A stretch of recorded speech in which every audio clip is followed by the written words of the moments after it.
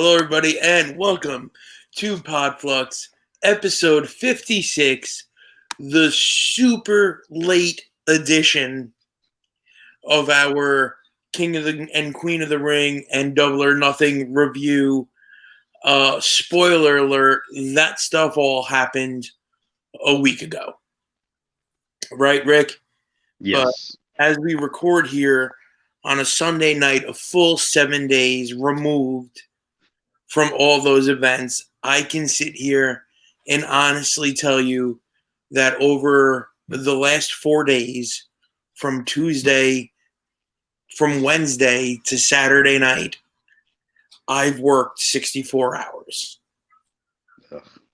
So I've been getting home past 10 o'clock every night this week. Damn. And we aimed to record one night around 9. And I got home, and I will completely and utterly blame my lovely wife, Rachel, for not letting us record on Wednesday, which just merited a middle finger from her. Right under the bus. Right. Because it was the perspective of doing it was stupid. Right. Because I came home, it was already late. Yeah. I was filthy. Right. I hadn't looked at food yet that day. I needed to shower, and the kids were already asleep. So realistically, we probably wouldn't have started recording until like 10, and I would have woke everybody up in the house, and would still have needed to, eat dinner and shower. Right. So the whole week was screwed. But we made a deal last weekend. I was going to do the heavy lifting and watch the Double or Nothing, and you were going to watch the King and Queen of the Ring. I watched a little bit of the King and Queen of the Ring, but sometimes with WWE events, if you're not super into the card, you can't be bothered to pay attention. Right. And that was the issue I had. I never even made it to the main event. So I want to start with that. And I know it's already been a week and some things are probably out of your mind and, things that you probably wanted to talk about have ejected themselves from your cerebellum. That was a good one, right? Yeah. I don't even know if I used it properly, but it was worth a shot. Mm. So, what do you got on the King and the Queen of the Ring? Do you need a re-rundown of the card, or is it fresh? You want to hit the high points? What do you got for me, bud? Yeah, I mean, I was just thinking high points on this because let's be honest, like it's a house show with pyro. They had 5 matches. Yeah. They're not even bringing over a full, pay-per-view crew as far as multiple matches or anything like that. But I don't know. I didn't like it. It all felt too slow, really slow. I don't know who the girl is that wrestled Nia Jax that lost her sternum in that match. Did you see the finish? Lyra Valkyria? Yeah, that's the one from NXT, right? Yes. Okay. That was my favorite finish to a match I've seen in probably the calendar year of 2024. When that finish came, I was like, "Thanks for coming, rookie." Yeah. You gotta wonder, whose idea that was. Yeah. And at one point, were you like, "Yeah, I'll take that." No, you won't. Yeah. So that match was even less appealing to me in any way, shape, or form because I mean, I don't know if they've done a good job on Raw of hyping her up. I saw a couple little videos that they made of her. She's running through the woods with some cloth around her shoulders. I don't know what that means. Then when I saw the clip of her getting drafted or whatever, I think she was like in a real nice dress and was like crying, and I was like, I thought you were supposed to be in gimmick and character or whatever, you know, like so you kind of ruined that for me. So yeah, I was just not invested in it. I mean, you know, The Rock's on the board of directors, so I was wondering who was going to win that one. Uh, so that happened. Now that sets up Bailey and her, Yeah. or okay. So I mean, I don't know.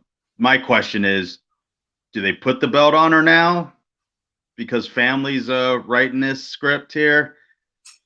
Uh, I don't know. I feel like since she's come back, she's been on a bit of a tear, but she came back after The Rock uh, opened the stock market. So I kind of feel like we all know which direction this is going.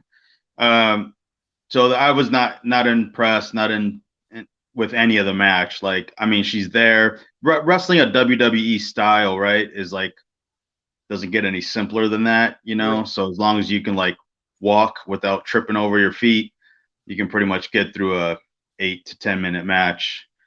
Especially with her, it just looked like she roughed her up. I don't know if you saw that match, No, but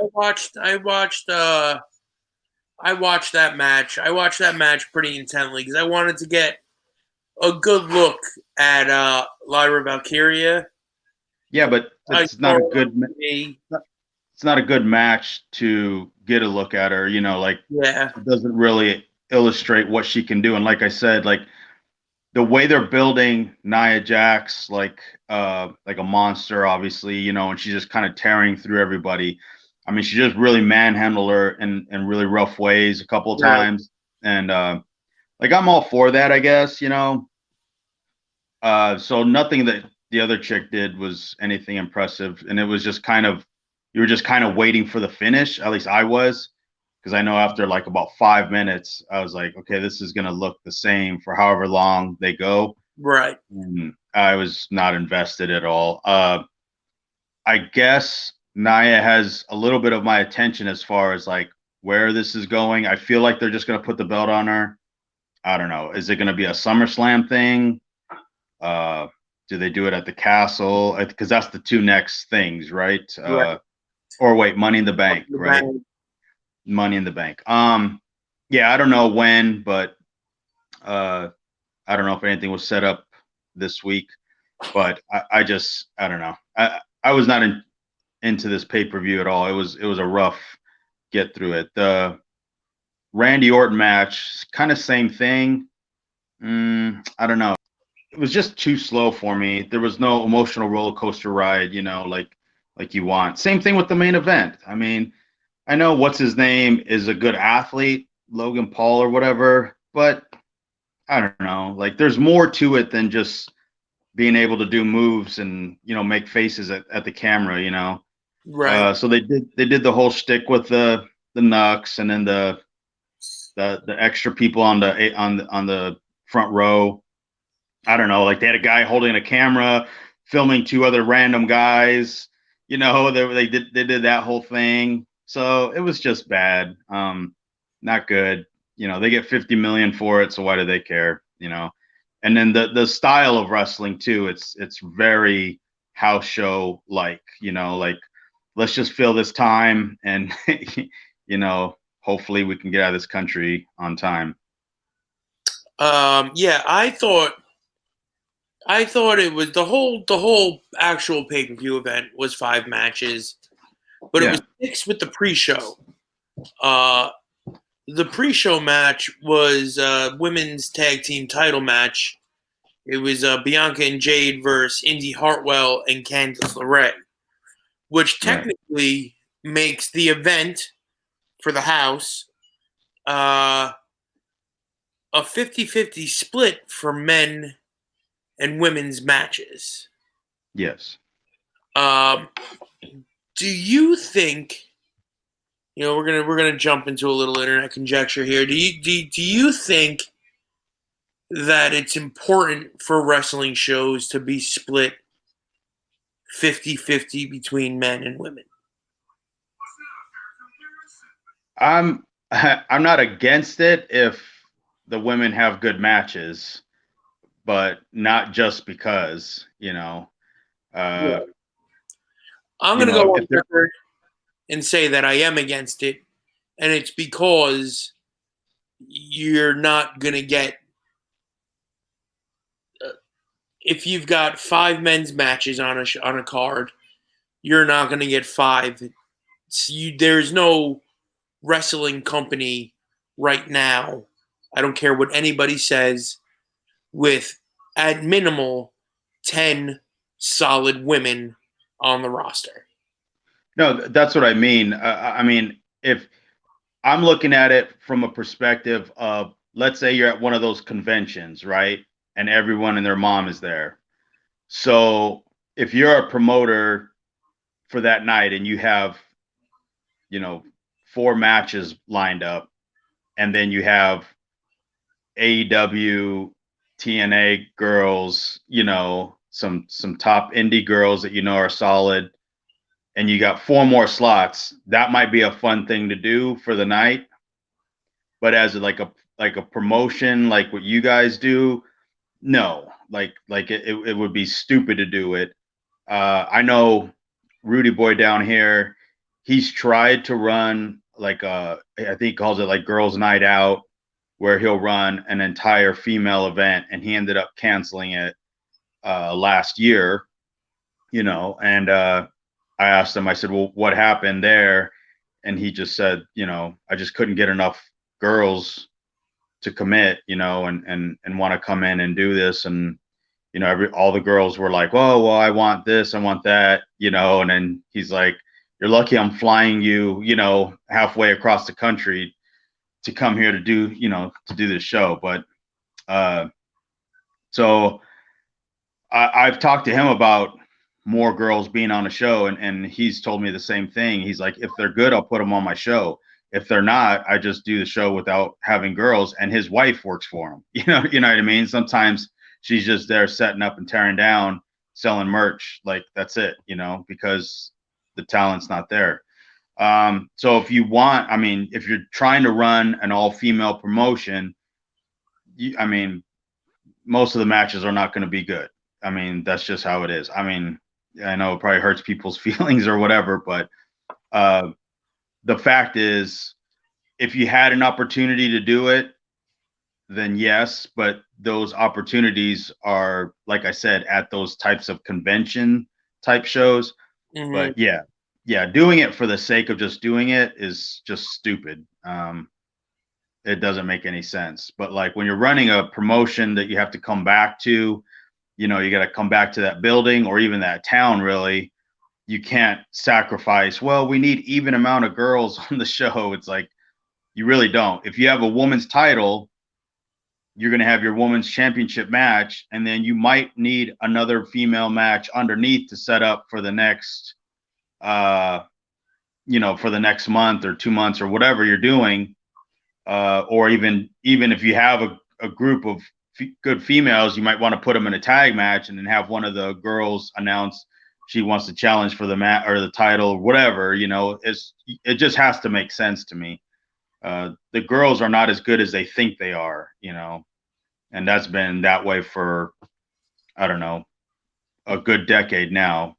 I feel like ever since the 4 horsewomen thing, I think all females all of a sudden were like, well, I'm good too. Right. It's like, you're not. It's like, no.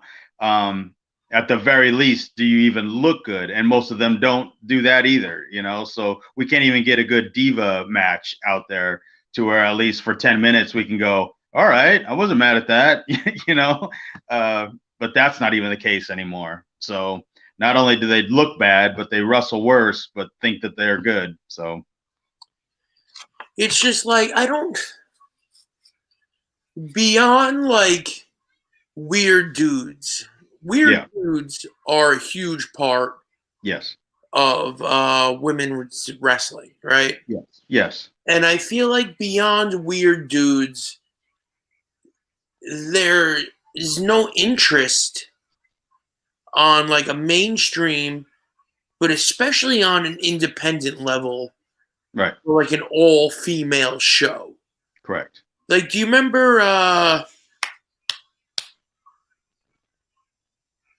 It was like WSW back back back east here, or was it W? There was Shimmer, right? Yes. All those like all female Yes. promotions, and like it would be like, oh, I'm doing, somebody would be like, I'm doing, yeah, like you would hear about a Shimmer show, and then you wouldn't hear like a year would go by, Yes. and somebody Right. would be like, oh, I'm working like. It's just like I feel like it's a whole creepy scene.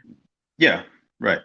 Uh, and I feel like again, like all the dudes, like we're gonna talk about with Double or Nothing in a minute. There was somebody on Twitter that was like, "There's only 2 women's matches booked for the whole pay-per-view. 13 matches, only 2 of them are women." And I responded to I'm getting to the point where I can't help myself with these fucking people, Ricky. And Twitter has purposely set up the algorithm to piss me off. And it's like I feel like I'm being taunted and baited into these conversations. But I was like, do you need more than 2? Right. And he was like, oh, here's a typical male wrestling fan who doesn't want to see. And I said, no, MF. Right? I was like, this isn't TV. Right. This is a pay-per-view. I am Right. spending money on this. Right. Are there any other issues in AEW with women that are worth me spending money on right now? Right. No. The 2 that you've got, they put on the show. That was it. Yeah. So I just think that a lot of people in the internet wrestling community, or a lot of wrestling fans, don't put the thought into it that this isn't just about so you can have a good time and cheer. People are supposed to make money here. Right. So with that said, do you want to get into a little bit of this Double or Nothing and the results, the fallout, the star ratings? Yeah. I've been sitting on this for about a week, and I took some very intricate notes for a lot of this show, because looking at my phone and writing at some points was better than looking at the screen. So here we go. Double or Nothing. It started with a good package. Whoever's doing the production there has an idea of how to present this stuff in, essentially a commercial to make you think that what they're doing is actually entertaining and logical and enjoyable. We got Excalibur Taz, Don Callis, and Tony on commentary. So we're opening with a 4-man booth. Of course. And they go right into the Ospreay and Roddy Strong match. Oh. Yeah.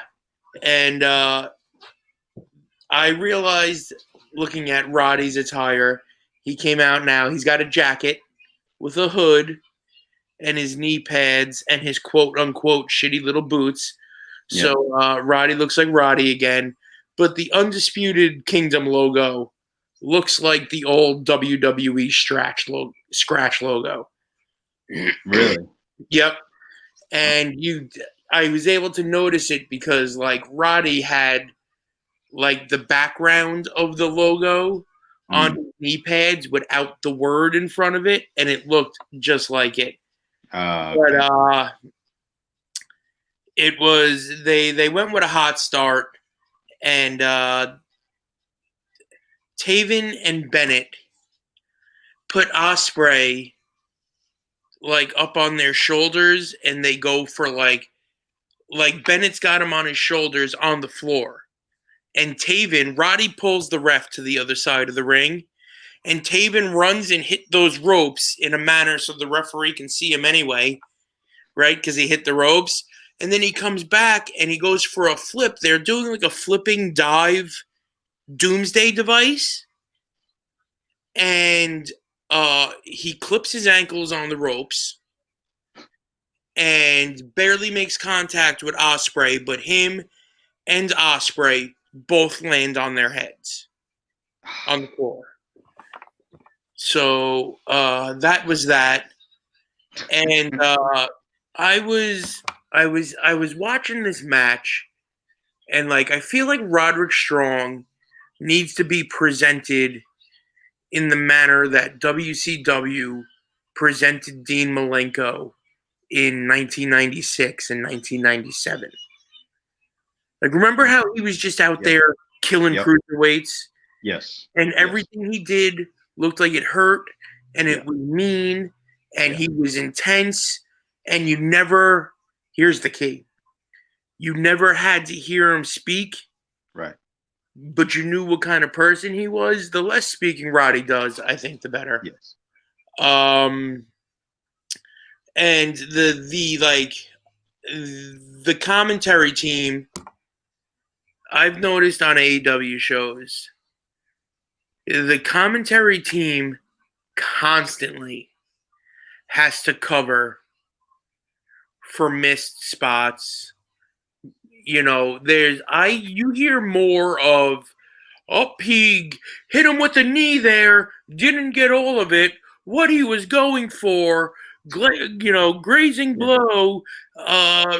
It's just like, because everybody, like, it happened a couple of times in this match that, like, Ospreay went for something and,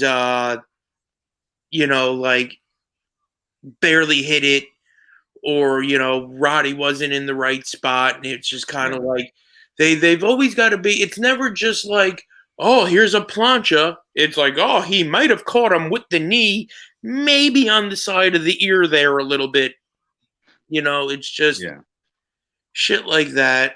The finish here, again, Excalibur gave away the knee injury spot before it happened.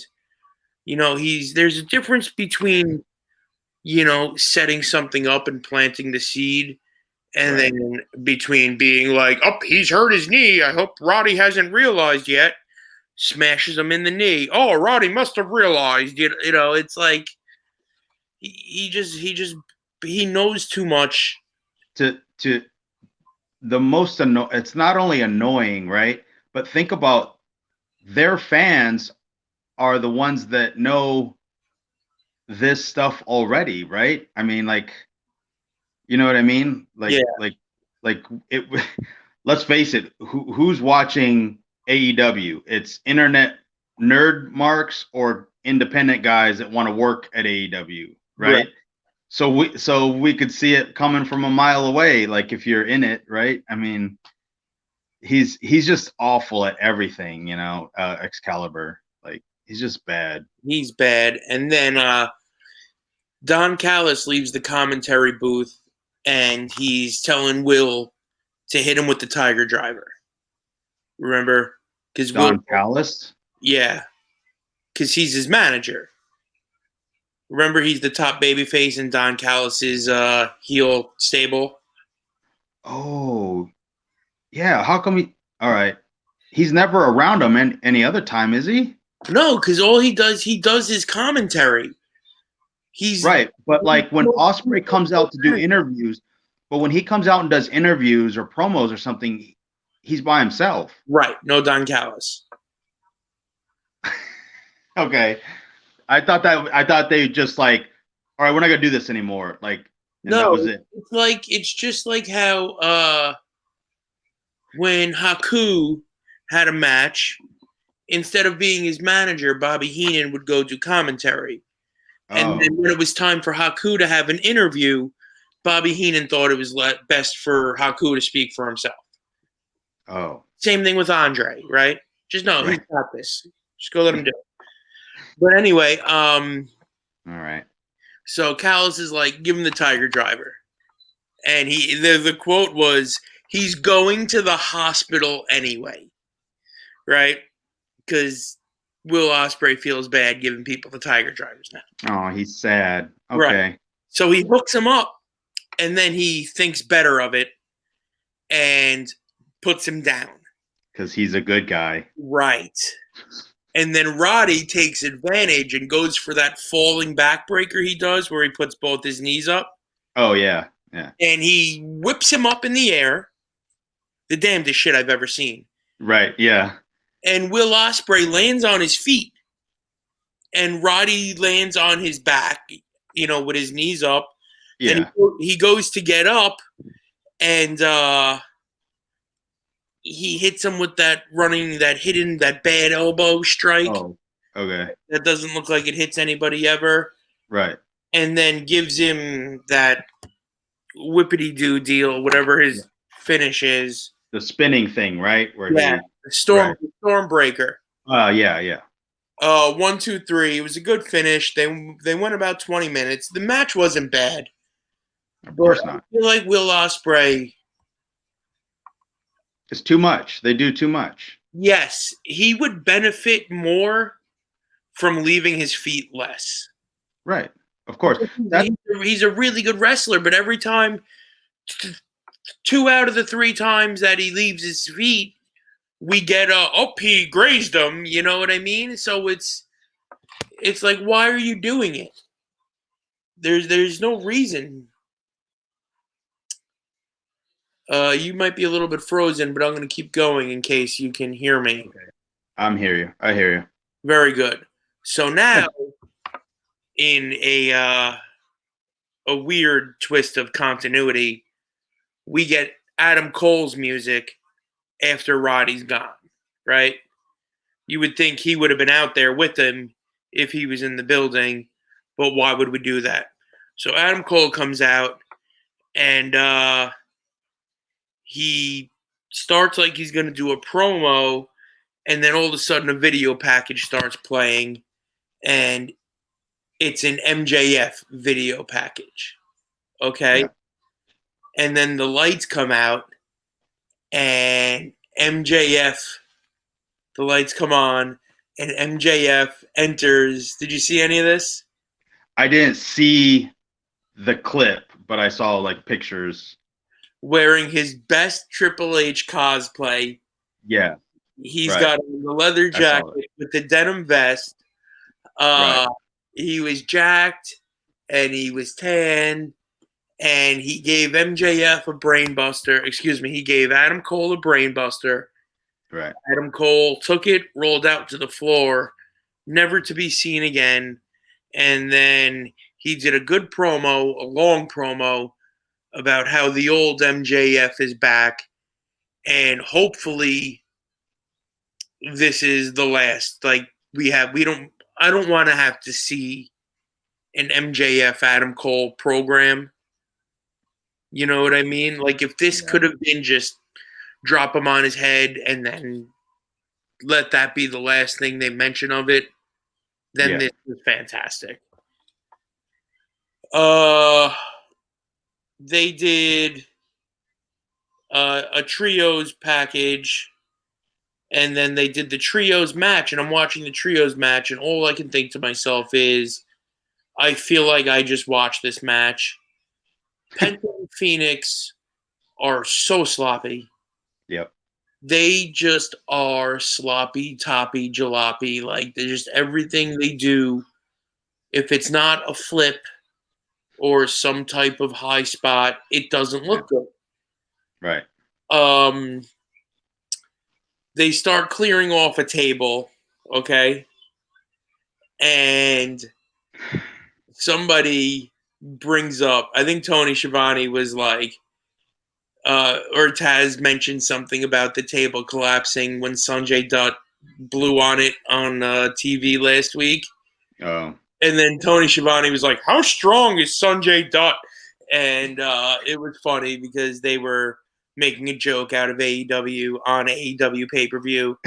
They did a women's title package, and now we've got Taz, Excalibur, and Tony. I've got no interest in Serena Deeb or Tony Storm at this point. No. So that was that. We had Orange Cassidy versus Trent Beretta. Oh God, no. Trent Beretta is wearing the Triple H fully loaded 1998 red and black long boys. Remember those? Yes, yes. Yep. They had a pretty physical match, which was odd. Like it was almost like I found myself starting to get into it, Yeah. and then Orange Cassidy put his hands in his pockets, and that just takes away from all. Like they worked hard, you know Right. what I mean. But the minute he does that, it takes away from Yeah. all the hard work they do. Right. He takes a pile driver on the apron, and 15 seconds later, he's on offense. The match ends with it's just bad, man. It's just they did like he went for like a triangle, like a sloppy attempt at a triangle, and then he rolled through it with a roll up, and it was just not good. Did you see what they did on Collision last week to get to the triple threat FTW title match? No, I did not see any of that. They had Shibata versus Hook versus Brian Keith. And the Really? winner, yes, and then the winner was going to take on Jericho the next night for the FTW title. Okay. So Shibata puts Brian Keith in a submission. Okay. Okay. And then Hook comes in and grabs a different part of Brian Keith and puts him in a submission. Okay. All right. And then Brian Keith submits. Right. And the referee raises both of their hands. Of course he did. I'm pretty sure that's not a thing. Right. Well, guess what? It is now. So the FTW title match is Jericho versus Shibata versus Hook. And Jericho looks terrible. Right. Just looks awful. The match starts. Hook starts throwing everybody. Jericho immediately goes for a table. He grabs a bag of dice, and now that's going to be his thing now. What? Right, like it looks like a bag of thumbtacks, but since they're in Vegas, he pours it out and it's dice. Oh, right. All right. But yeah, right. You know what dice does, right? It rolls. Right. Right. They call it rolling dice. Right. Right. Well, there's 1,000 dice scattered on the floor of the ring. Just everywhere. Yeah. 30 seconds into this match. Okay. Oh shit. And I'm waiting for somebody to break an ankle. Seriously. They give Jericho a double suplex and drop him right on the back of his head. Oh shit. There's dice everywhere. And now there's kendo sticks. Okay. And we're having sword fights with kendo sticks. But, mind you, there is a full-blown Anarchy in the Arena match to come later. Oh, shit, that's right. Right? So these guys are out here with tables, dice, kendo sticks, and it was just absurd. Right. Of course it was. At one point, Shibata is setting up a table, and Audrey Edwards comes right over to him and announces loudly, 7 minutes, Shibata.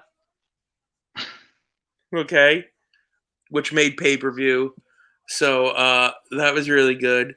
And then Hook starts climbing the top rope, and Shibata starts throwing dice at his butthole. Okay? So here we are with the wrestler, Katsuyori Shibata. Okay, he's throwing dice into Taz's son's colon. On pay-per-view. Yeah. Big Bill did a run, and oh my god! So Hook puts Big Bill through a table at ringside, right? Okay. But the table legs, like his body lands on what, like towards the. Oh, I saw a clip of it, and then doesn't he like hit it like with his head? And his arm goes like on the other side of where the table legs would be.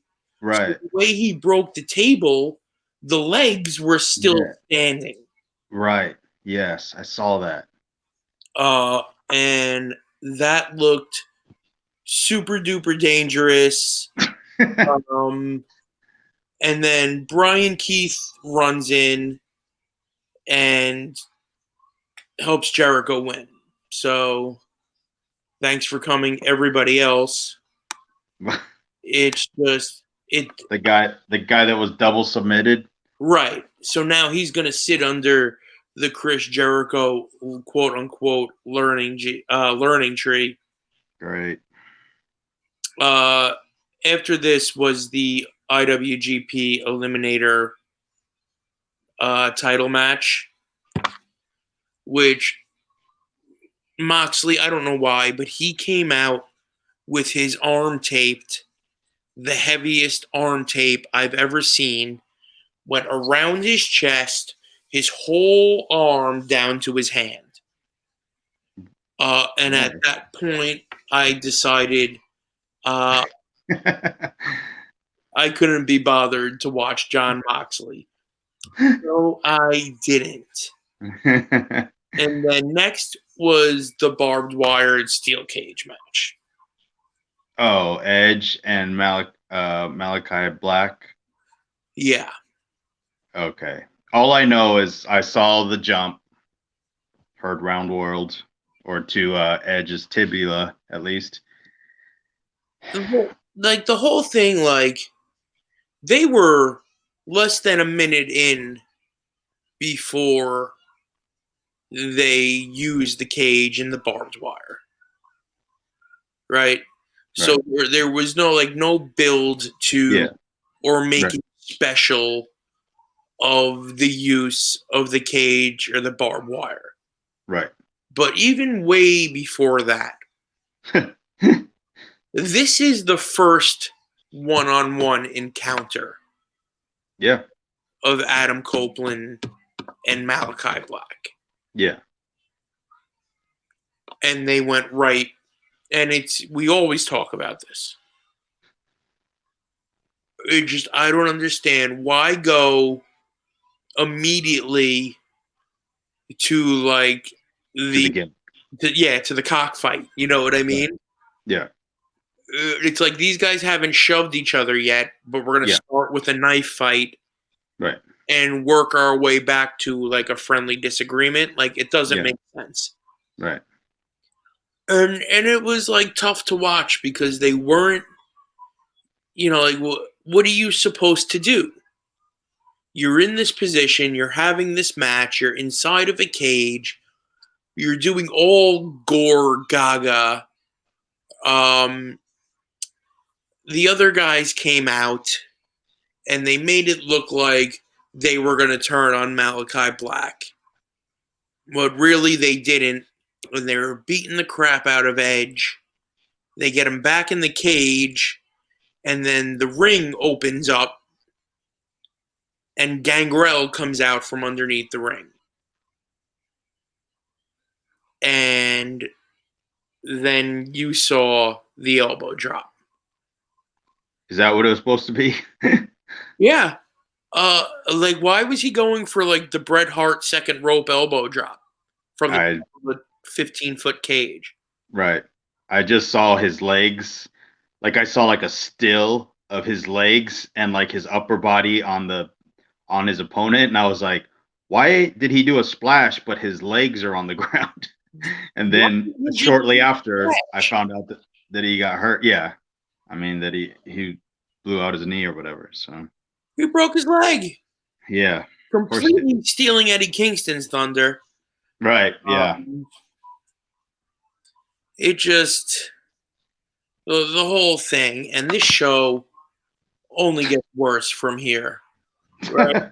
Because we go from that to Swerve Strickland and Christian Cage. Oh God, that's right. Right? Oh man, that's a what the fuck?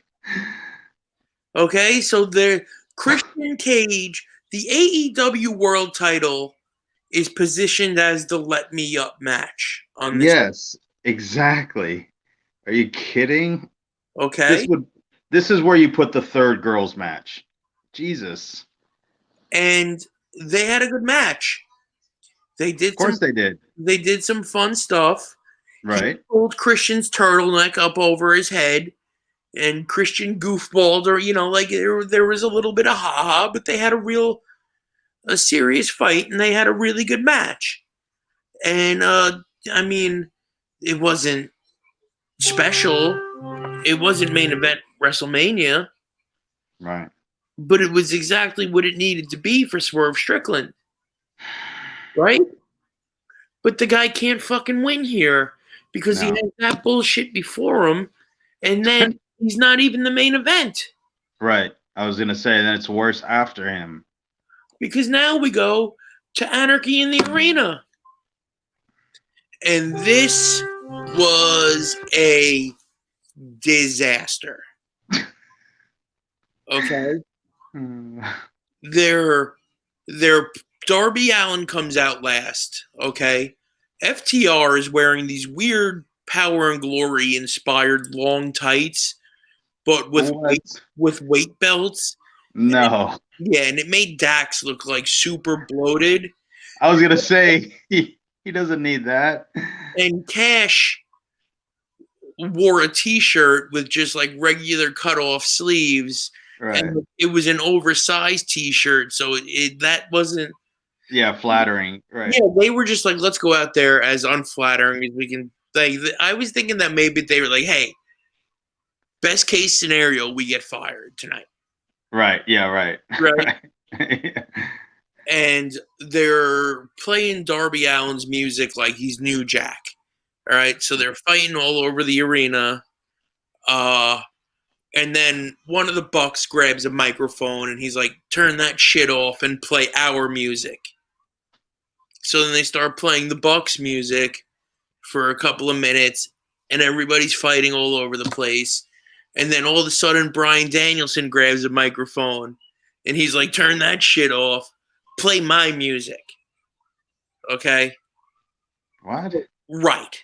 During the match? Yeah. Yes. So now they're fighting to the final countdown. Okay? What? Right. Remember how New Jack's music would play for the whole match?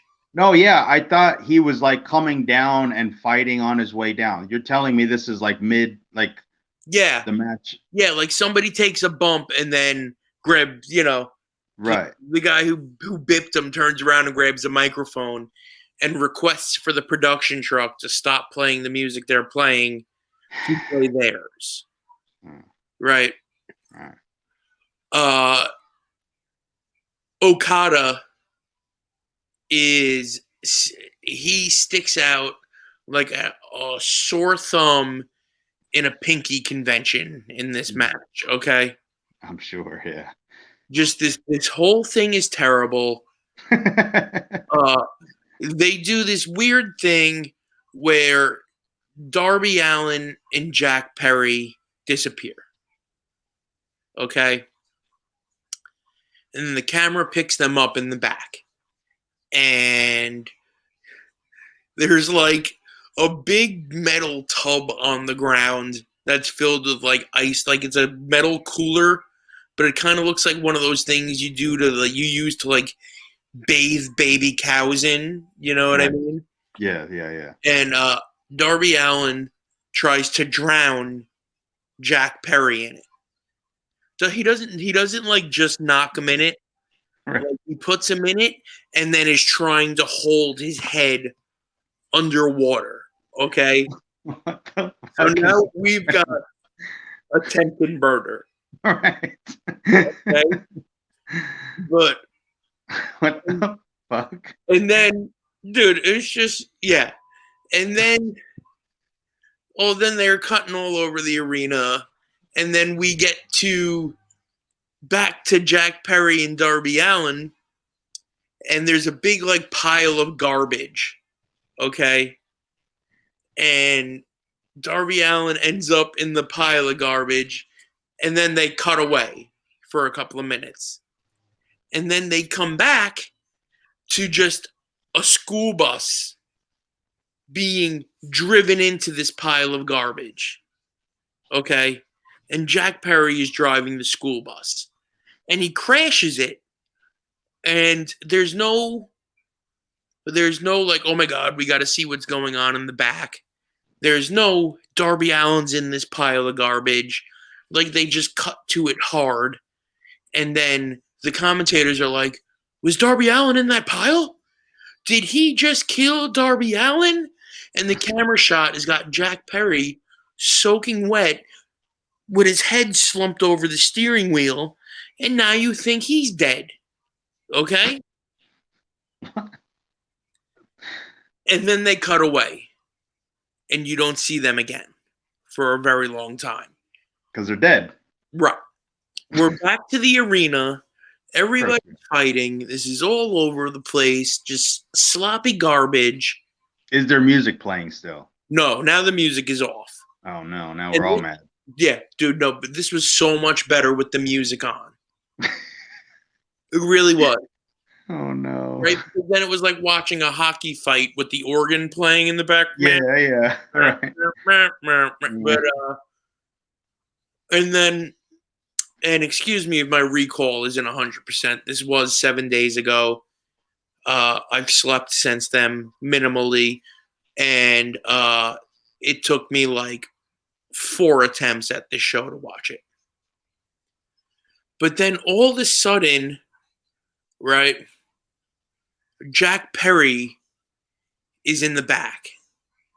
And he grabs Tony Khan.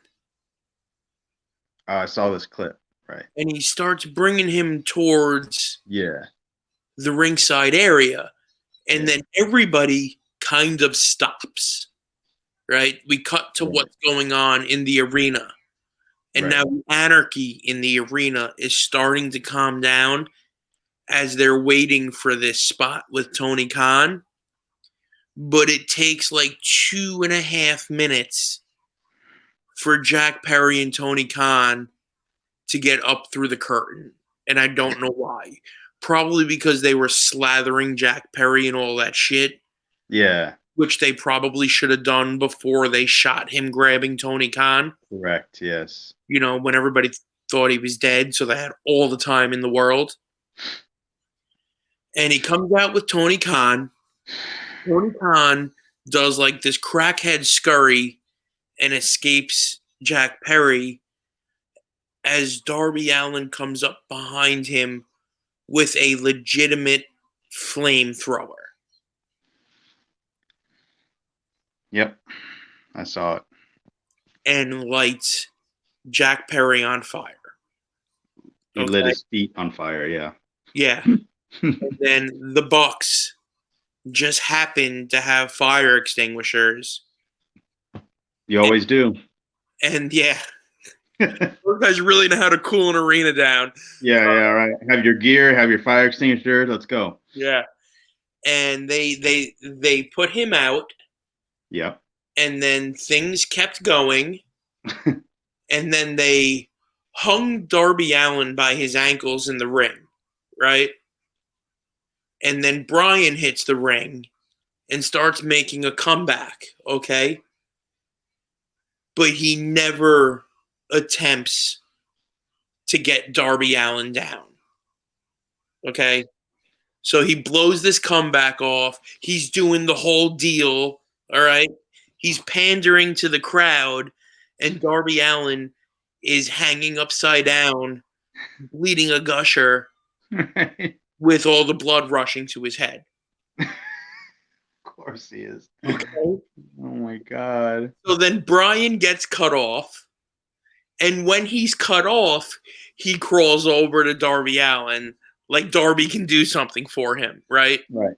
Yeah. But he is hanging upside down. And then I forgot how everything happened, but Jack Perry comes back to the ring and pins Bryan Danielson. 1, 2, 3. And that was the end of Anarchy in the Arena. And this show at like 5 hours. My God. It was bad. Okay, yeah. But I specifically remember after we talked about their last pay-per-view, you said, well, what does it do for them going forward? Right. And this pay-per-view did something for them going forward. Okay. And I watched a little bit of Wednesday night's Dynamite at like 11 o'clock. I put it on. And I remember thinking that Wednesday night's Dynamite was doing some things to push them in a. Somebody is thinking logically about something a little bit. Okay. Right? Because we got MJF now come back. Right? So what are we going to do with MJF? Right. There's clearly going to have to be some type of tournament for the Adam Copeland title. You know? Oh, yeah. Right. Does the Swerve and Christian thing advance, or does he get into something new? Apparently, there was a gauntlet match on Dynamite that Will Ospreay won again. Yes. I was going to say Ospreay's challenging. Is that for the next pay-per-view? I think it may be. My WCW International World Heavyweight Championship idea isn't looking so stupid now, is it? But real quick, once I saw Ospreay and Swerve, I thought, okay, that's not London then, like I had planned. But is it gonna be MJF Ospreay in London then, you think? With MJF as the heel? He would have to be, yeah, absolutely. Yeah, I hope so. I mean, so now we're done with Swerve, right? He was hot for a minute and then we cooled him down and then we made sure to get him under as much as possible before Ospreay wins the belt. Right. Okay, just checking. But quickly, would you like to hear the Uncle Dave's star ratings for Double or Nothing? Jesus Christ. Yes, I got to hear this shit. Roddy and Will Ospreay got 4 3/4. Sounds about right. The Death Triangle versus the Bang Bang Gang got 4 stars. Tony Storm and Serena Deeb got 3.5. Orange Cassidy and Trent Beretta got 3 3/4. Jericho versus Hook versus Shibata got 2 1/4. Okay. He would have called that a dud 20 years ago. I was gonna say, like, I'm surprised it was that high sounding listening to this shit. Moxley and Takeshita got 4 1/4. What? Okay. All right. Malachi Black and Adam Copeland got 4 1/4. God. We never talked about Mercedes and Willow. That, you know what, man? Willow Nightingale is really good for where she is. She needs to get to NXT as soon as possible. I was just gonna say, you know what? You know why? Because she's simple and her stuff is effective. And when you see her, like, you've met her, right? She's a New York girl. Yeah, but I don't recall. Okay, she is that happy all the time. Like, right. I mean, so she's not faking anything. You know what I mean? I mean, you know, she doesn't do anything insulting, right? In the ring. And you would believe that she's that nice all the time because she is. Like, she does need to go. Like, if she went to NXT, she'd be a huge star, like on Monday Night Raw in a couple of years, you know. She's super simple and basic, and but her show is good. No, that's what I'm saying. That's what I'm saying. Yeah. It's effective. Yes. They got 4.5 stars. There was a package on Mm. Dynamite recapping that match. Mercedes went over, by the way, recapping that match. Yeah. And they did so much. Mercedes gave her so much in that match to make her look like an equal level star. Yeah. And then once you watch the package they did for it, Yeah. and you didn't see the match, you'd be like, "Oh shit, man! I gotta go out of my way to watch that." Mm. Swerve and Christian got 4.25, and the Anarchy in the Arena got 4.5. Man. You ever seen this many shows consistently with that many matches over 4 stars? No, it's just stupid. Like, this guy's lost his fucking mind. This is all trash, all of it. My whole thing with AEW is I'm just glad everyone's getting a paycheck, and this is not wrestling. Like, this is not, even when they've had hints of doing really good stuff, and like very few and far in between, they, like no other, can just, WCW 2000 themselves right out of it. Like, I can't remember what was it that we were interested in. I think it was the Adam Cole thing, the Yeah, Devil thing. We were like excited to see, okay, now what? And that ended that next Wednesday. Like, you know what I mean? Like, they just found a way to just, they killed it in the reveal. yeah, like, it was just bad. Like, I don't know. That I don't know. I don't know what's going on over there. I mean, it's funny. I just listened to the latest Dutch Mantel podcast, and he was talking about Jake Hager's release or whatever, Right. and his co-host was like, "You think we can get him back on, and he can like give us the details of?" And I was like, really like, I was like, "Holy shit, that would be awesome if Jake Hager just got on there and just started like, these fucking idiots, like, you know." I'm dying for somebody Yeah. who leaves there, who Yeah. doesn't Yeah. care to ever go back there, to go Yes. someplace and tell the truth. Yes. And I mean, I don't know if he would go back to WWE, Swagger or whatever his name is, Um, I mean, he'd be mid card at best, but that's a good mid card right now. The mid card in WWE is main event anywhere else. But I mean, I would love to hear if he can say anything. And it was just funny to me because I just thought like somebody back there is watching it thinking this is a complete disaster from inside to out. Here's the thing I always think of too, right? Anytime I talk to anybody about like what we did at VPW, right? All those years that we were all there, right? I think of how chaotic it was, like on show day, like leading up to the show, the bullshit at training, after the, setting the ring up, tearing the ring down, all the fucking chaos, right? Sean on his phone, hello wrestling, constantly like, and then the bell rang and the first match went out and the show ran smooth from beginning to end, Mm-hmm. and the crowd would not know that we did not know what the fuck we were doing. Not a clue. Not a fucking clue, with a sold out building every single month for years and building everybody up to be huge stars there. And I'm thinking like, Grop is helping set this ring up right now. We're just hoping it doesn't all crumble to dust while we're running the ropes.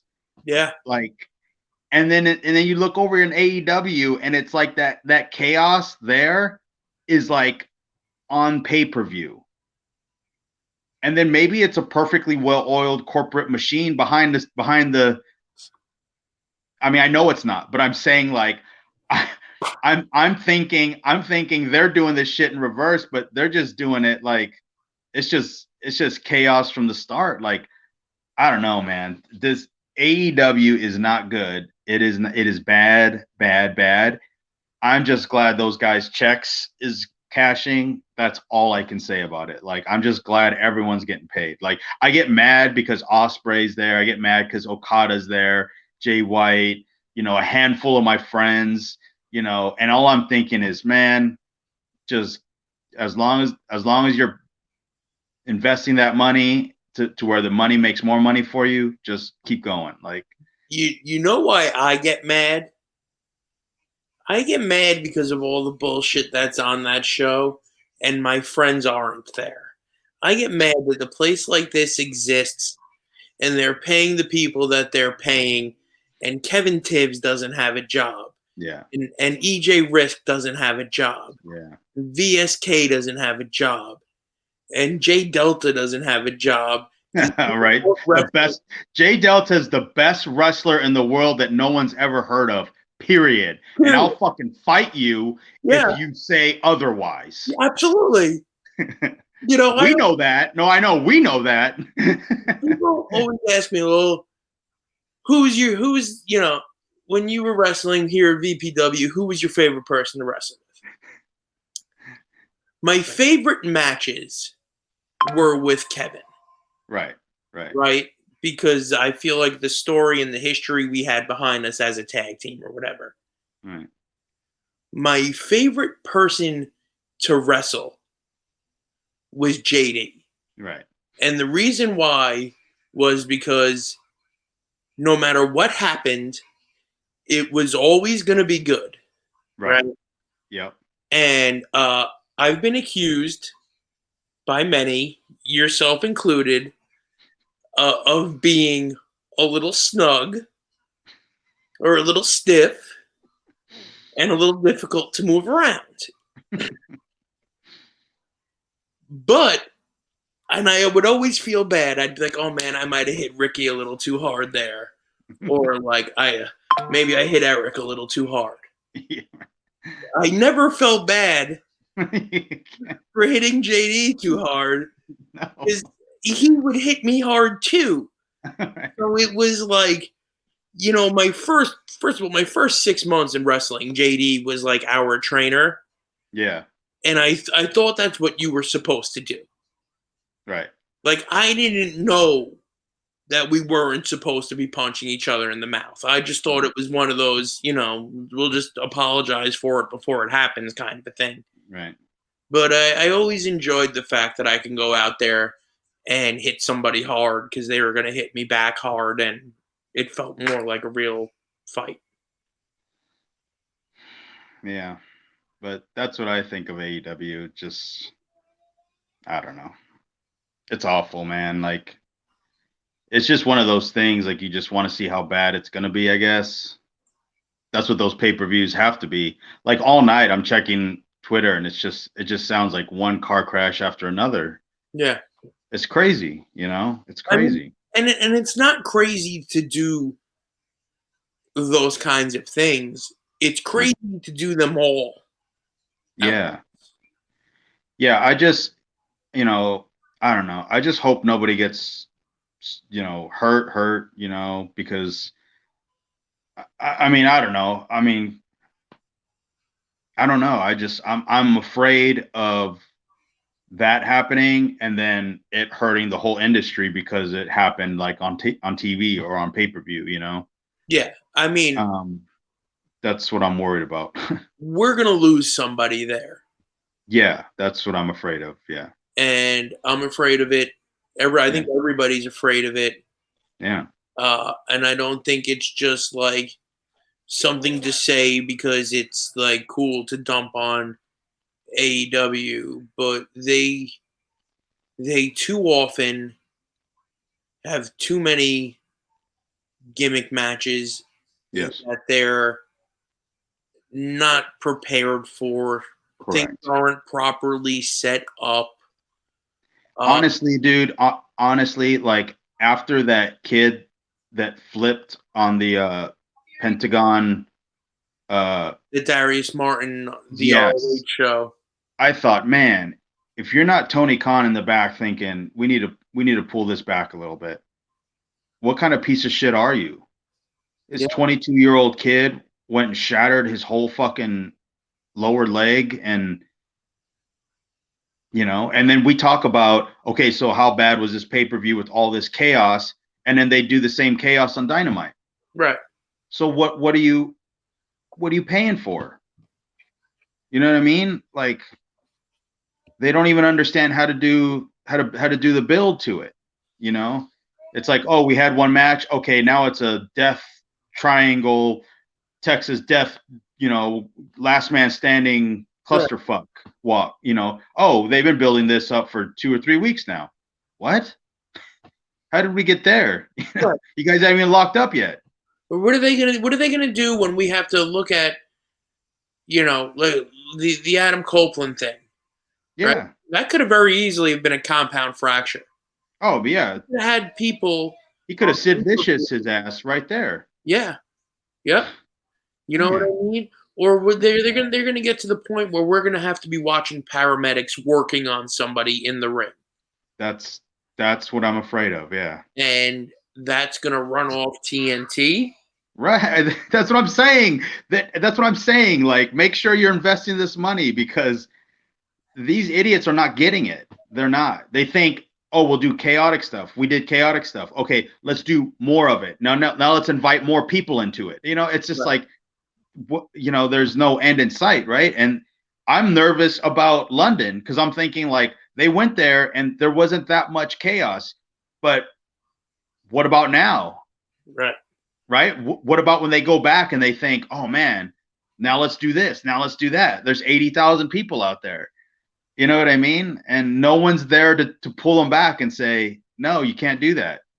I mean, when every match is a demolition derby. Yeah. There's no demolition derbies. It's fucking stupid. 13 of them, except for the world champion. Bury him in the middle someplace at that's what I mean. In a catch as catch can style wrestling match. Yeah, an actual wrestling match. Like, get the fuck out of here, bro. Like, they just shitting on your title reign, and now they're gonna give it to Ospreay. And I don't know. It's just bad. You tune in for the wrong reasons. Yeah. You got anything else tonight? Nah, that's all I got.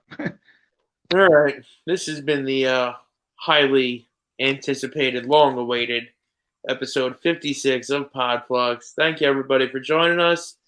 Rick, take it easy. Podfluxxers, we'll catch you next week.